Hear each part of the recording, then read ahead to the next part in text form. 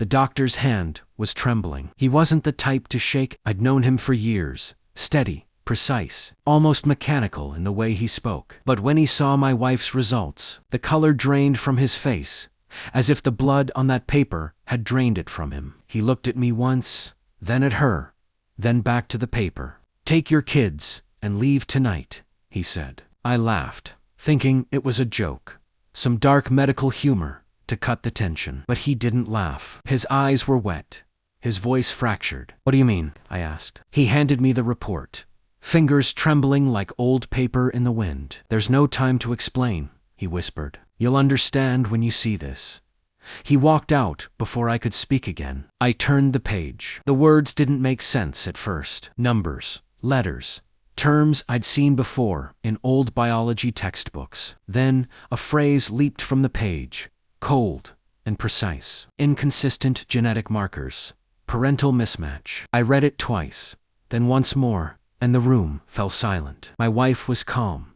Too calm. She reached for my hand, smiled, that trained smile she always used when she needed control. "It must be an error," she said softly. "You know how labs can be." But her pulse betrayed her. I could feel it hammering against my wrist. I didn't answer. I just nodded. On the drive home, she talked about dinner, about the kids, about anything that wasn't that. Her voice filled the car, but her eyes were fixed on the road, like it was the only thing keeping her alive. The words parental mismatch echoed in my head, looping endlessly, each repetition slicing deeper mismatch.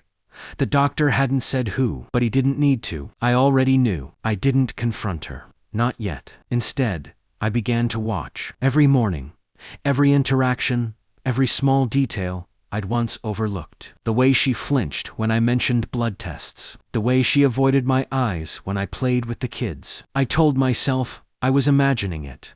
But lies have a texture, and once you touch it, you can't forget how it feels. Quietly, I ordered another test, a private one, a simple swab for me, for both children. I sent it off. 2 days later, she asked why I'd been distant. "Just tired," I said. She kissed my cheek, told me she loved me. The words fell heavy, too heavy for something that should float. At night, I'd lie awake watching her breathe. Each rise and fall felt like a countdown. When the results came, I opened them alone in the garage. My daughter, mine, my son. Not.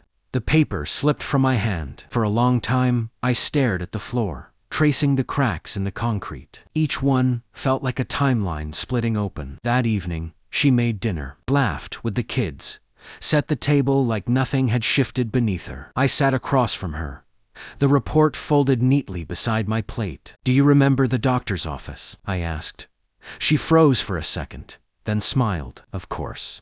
"Do you remember what he said?" Her eyes flicked to the paper, then back to me. She didn't touch it at first, just stared like it was something alive, something venomous. When she finally opened it, I watched her face drain of color, one heartbeat at a time. "No," she whispered. "No, this can't. Don't lie," I said. My voice wasn't raised. It didn't need to be. "He's not mine." Tears welled. Excuses followed. The usual sequence of guilt. She said it was a mistake, a single night, a moment of weakness. But I could see it in her eyes. It wasn't a mistake. It was history. And I had just found the proof, written in her blood. I didn't shout. Didn't break anything. Didn't let her feel anger. I let her feel understanding. "I'm not taking the kids tonight," I said. "If you are." She looked up, confused. "I called your lover," I said quietly. "He'll meet you outside. He knows the truth now, too." Her breath hitched. "You didn't?" "Oh, I did. He deserved to know which child carries his blood." I watched the panic build in her eyes, the realization that both her worlds had collided neatly, perfectly, irreparably. "Pack your things," I said. "Both of you." The silence stretched until it broke her. She begged. But I didn't respond. Wasn't cruel. I was precise. That's what revenge really is. Precision, disguised as mercy. They left before sunrise. The house was quiet again.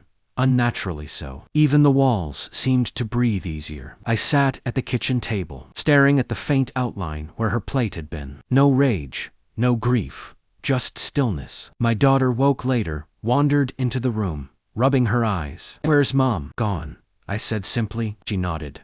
"Too young to understand, too innocent to ask more. When she left, I looked down at the blood test one last time. The ink had smudged slightly from where her tears had touched it. I folded it once, slid it into the drawer. Some truths shouldn't be destroyed. They should be kept as reminders, as warnings. I locked the drawer, and for the first time in years, I felt nothing at all. Thanks for watching. Don't forget to like, share, and comment. Subscribe now to Cheating Stories Insight World for more amazing stories.